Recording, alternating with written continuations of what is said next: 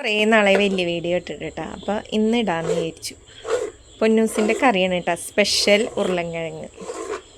അവൾ 2 തരം വെക്കുന്നുണ്ട്. അവൾക്ക് വേണ്ടി മാത്രം ഉരുളൻകിഴങ്ങ് വട്ടത്തിലരിഞ്ഞിട്ട് വറുത്തെടുക്കും. ഞങ്ങൾക്കുള്ളത് ഉപ്പേരി വെച്ച് തരും. അപ്പോൾ നമുക്ക് പൊന്നൂസ് എങ്ങനെ കറി വയ്ക്കണേന്ന് കാണണ്ടേ.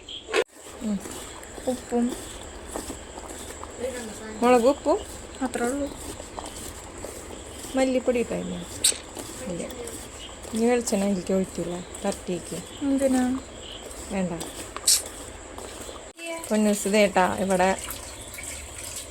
മിക്സ് ചെയ്ത് വെച്ചിട്ടുണ്ട്. ഇങ്ങനെ വട്ടത്തിലരിഞ്ഞിട്ടാണ് മിക്സ് ചെയ്ത് വെച്ചിട്ടുള്ളത്. ഇത് അവൾക്ക് വറുത്ത് കഴിക്കാനുള്ളതാട്ടാ. ഇത് ഞങ്ങൾക്കുള്ള കറിയാണ് കേട്ടോ. അവൾക്ക് കുറേ കറി, ഞങ്ങൾക്ക് കുറച്ച് കറി. മോന്തെടുക്കണ്ടാണ്. ചട്ടി വെച്ചു. മതി, വെളിച്ചെണ്ണയ്ക്ക് ഭയങ്കര വിലയാണ്. അത് കാരണം കുറച്ച് ഒഴിച്ചാൽ മതി. മതി നീ വെളിച്ചെണ്ണ കുറച്ചെടുത്താൽ മതി. കയറ്റി കഴിഞ്ഞാലേ ഒരു 2 ദിവസം കൊണ്ട് 1/2 കിലോ വെളിച്ചെണ്ണ തീരും. അപ്പോൾ പരമാവധി ഇവിടെ കയറ്റാണ്ടിരിക്കുകയാണ് നല്ലത്. എന്താണ് അതിലേക്ക് ഇട്ട് നോക്കിയിട്ടുണ്ട് മൊരിഞ്ഞോന്നറിയാൻ. അപ്പോൾ ഇത് എണ്ണയൊക്കെ ചൂടായി നന്നായി മൊരിഞ്ഞിട്ടുണ്ട് കേട്ടോ. അപ്പോൾ അത് ഉപ്പേരിക്ക് അരിഞ്ഞ പോലെ തന്നെ നമ്മൾ അത് അരിഞ്ഞ് എണ്ണയിലേക്ക് ഇട്ട്.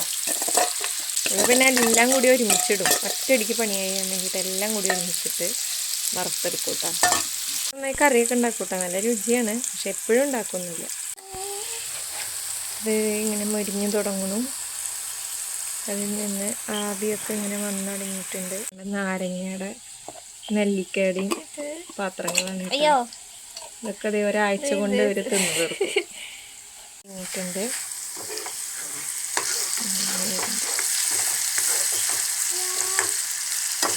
നന്നായി മൊരിഞ്ഞു തുടങ്ങണം കേട്ടോ. ഇവിടെ ഇതെല്ലാം കൂടി ഇട്ടായിരുന്നു. അല്ലെങ്കിൽ കുറച്ച് ഇടായിരുന്നെങ്കിൽ ഇപ്പോൾ വേഗം വറുത്ത് കിട്ടിയാണ്.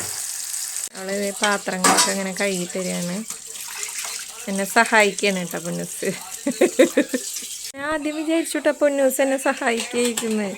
അല്ലായിരുന്നു കേട്ടോ. അവൾ ആ ഒരു പാത്രം മാത്രം കഴുകിയിട്ട് അടുപ്പത്ത് വയ്ക്കണം. അവൾക്ക് കഞ്ഞി കുടിക്കാൻ വേണ്ടിയിട്ടാണ് അവൾ അടുപ്പത്ത് ഈ ഉരുളൻകിഴങ്ങ് തിളപ്പിക്കാൻ വേണ്ടിയിട്ടാണ്. സോറി, ഞാൻ കഞ്ഞി കുടിക്കാനാണെന്ന് വിചാരിച്ചു. അപ്പോൾ അവൾ ഉരുളൻകിഴങ്ങ് തിളപ്പിക്കാൻ വേണ്ടിയിട്ട് വെച്ചിട്ടുള്ള പാത്രം കണ്ട. അവളങ്ങനെയാണ് എല്ലാം എളുപ്പത്തിൽ ചെയ്യാൻ വേണ്ടിയിട്ട്. കണ്ട, ഉരുളൻകിഴങ്ങ് തിളപ്പിക്കാൻ വെച്ച പാത്രം അവൾ കഴുകിയടി. നീ ഉരുളൻകിഴങ്ങ് കഴുകിയില്ലേ?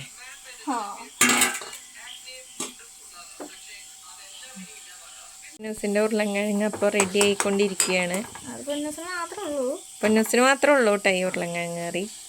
നമ്മുടെ ഉരുളൻകിഴങ്ങ് ഫ്രൈ ചെയ്തത് റെഡി ആയിട്ടുണ്ട് കേട്ടോ. അവൾ ആ പാത്രത്തിലേക്ക് തന്നെ ഇട്ടത്. അവൾക്ക് മാത്രമല്ല കഴിക്കണ്ടോ, അപ്പോൾ അവൾ ആ പാത്രത്തിൽ തന്നെ. പാത്രങ്ങൾ നമ്മൾ കഴുകണ്ടേ. അപ്പോൾ കണ്ടോ, അത് നല്ല അടിപൊളിയായിട്ട് കിട്ടിയിട്ടത്.